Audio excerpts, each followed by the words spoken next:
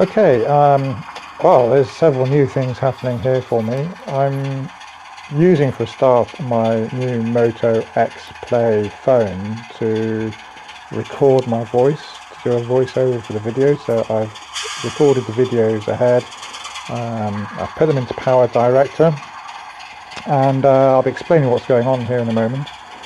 And I'm going to Bluetooth my sound recording from Easy Voice Recorder over to my laptop, and I will then be able to upload that WAV file directly, hopefully, into my video here to overlay it, so you'll hear the finished result. The microphone on the Moto X is very good, so that's why I'm using it. It seems better than anything else I have. Okay, what we're seeing on the screen here is the beginning of a kind of demo. I've got my Digitrax Zephyr plugged in. I've got JMRI running, Java Model Railroad Interface. A script is running. It's one of the scripts you can get standard, I think, when you download. It's an out and back type of thing with a middle station stop. My station is just the point between the points in the middle there at the signal, the semaphore signal. There's a colour light signal as well. The script is running, so it's driving my Bachmann 25 up and down. It stops at the semaphore. I've got block detection working, and it sets the semaphore to clear. The train starts after delay. Slightly confused why the script's working in the way it is there, but anyway, I'll go into more detail in subsequent videos. But that's, for now, that's what's happening. You can see the little block detector on the left there, and I've got the DS64, Digitrax DS64. It's a pretty simple setup. Haven't even got the points fitted with motors yet. There's a motor there on that point, but it's not wired in. And okay, here we can see going back the opposite direction. The horn blows and it will stop when it reaches the middle block and waits for the colour light. In this case that seems to work better. The signal isn't changing until after the delay. There we are, there's the yellow. In fact, on with the sound decoder in the engine, there is a delay. There's always a delay starting up, which means that the signal does change. They actually effectively immediately go together, the starting of the engine and the signal, which in that case looks like the signal's changed first. If you've got another engine on there, which you might see later, it appears that the engine starts with just a moment before the signal changes, which is slightly weird, but it works well with the sound engine. Anyway, that's that part. I'll stop this recording and try to upload it and see if it's worked. I'll be back in a moment for the rest of the video.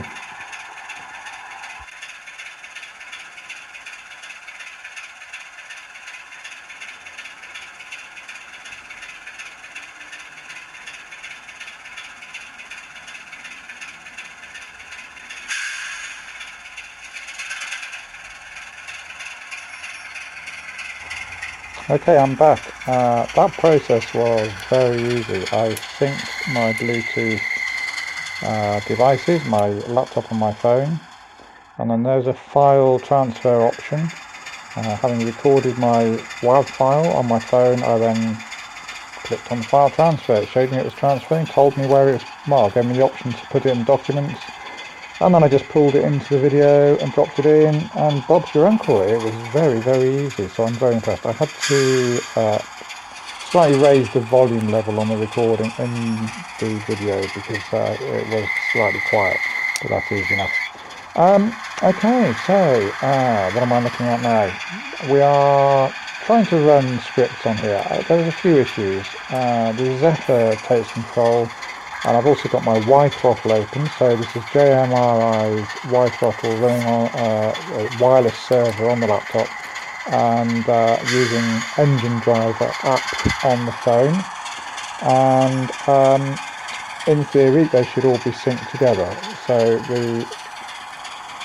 Digitrack's Zephyr throttle, the controller on the right, the phone, and the software throttle on the laptop should all be controlling the same engine. It's a bit odd how all this does or doesn't connect. Sometimes it works, depending on the order in which you've loaded JMRI, it seems. You have to get the right order. I haven't quite worked out exactly which it is. I seem to hit on it sometimes. I'm trying to analyse the exact way that does things, but maybe I should get back to JMRI, so maybe somebody will comment on this. Okay, you can see here the phone on the desk there, on the table, is just reflecting what the script is doing at the moment. The speed changes, the horn blows out function 3, the others look like they're switched on, but they're on-off switches, so that's why they're showing as green. Obviously the sound is on, but I think that says bell on there. That means the engine driver up needs the function keys changing on for the screen. That's why it says that. But you can see at the moment it says reverse, and there's a horn blow, and the speed will increase. There's a slight delay between the throttle on the computer, there's the throttle on the computer deciding what to do, and the wireless throttle, it takes a few moments, about 3 or 4 seconds sometimes, to get the signal through to the phone. But it is working, and it's quite impressive to see the 3 devices all connected up and following the script.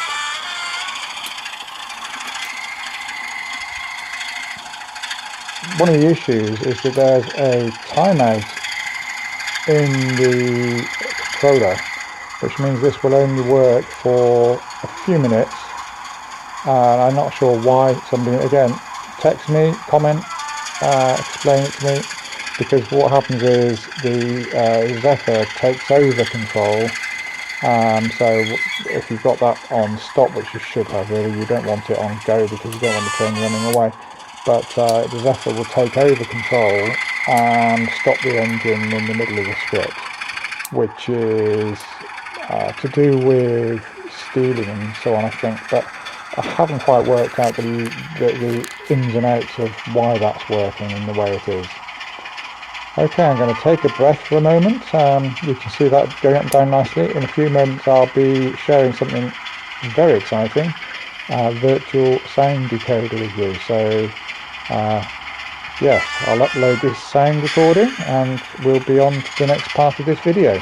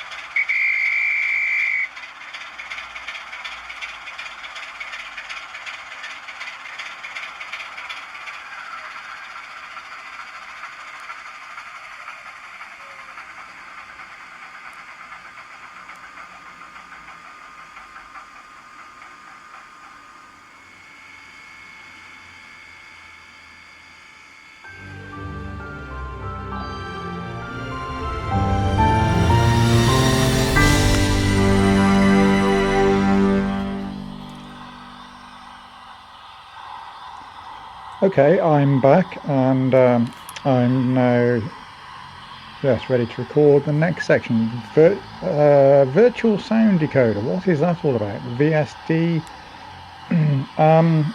It's very much in development. JMRI have got the bits of code in there, but if you read through the accompanying notes, it's still in its early days, and the developer has not finished making this a complete product yet.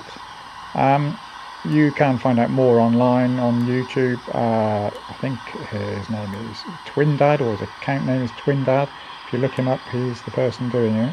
So he's been a bit busy with other things, but he's made some interesting progress. So what I'm doing here is running a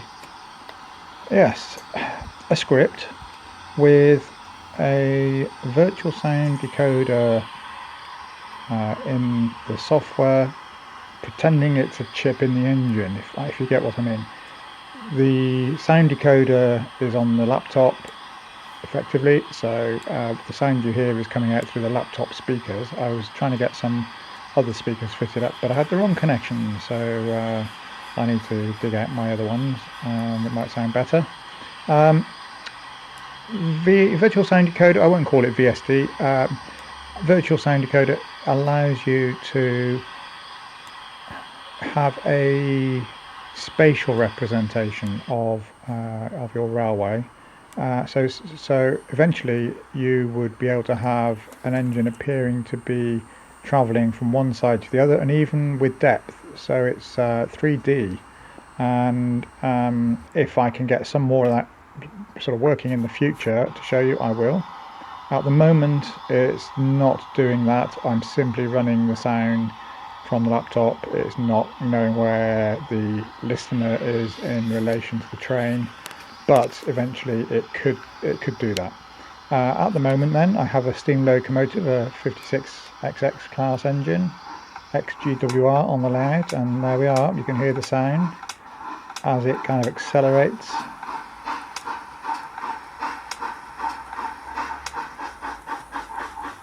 That's me running it manually rather than using the script, but I will run it from the script in a moment.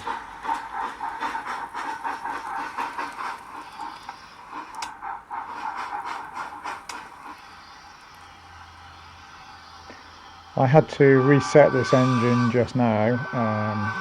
It was running very strangely the wrong direction when I was running the script. I think it's been wired backwards internally, and that had some pretty strange effects even when the decoder was set to work in reverse. Trying to understand which way round I had to place it. The sounds are very rough, admittedly, by the producer of them, and they are American steam engine sounds. Obviously, eventually it'll be possible to load up whatever sounds you want and associate them. And the sounds, because they're coming out of speakers around the system, they're not coming out of the actual engines themselves. There's no fitting of sound decoders, there's no hassle with opening up engines to do that, buying of decoders. You could just upload the sound onto the software and run the trains. So I like it. There are alternatives to this in other ways, but this is one possible solution. I'm not saying that I will use it entirely, because at the moment it's in its early days, and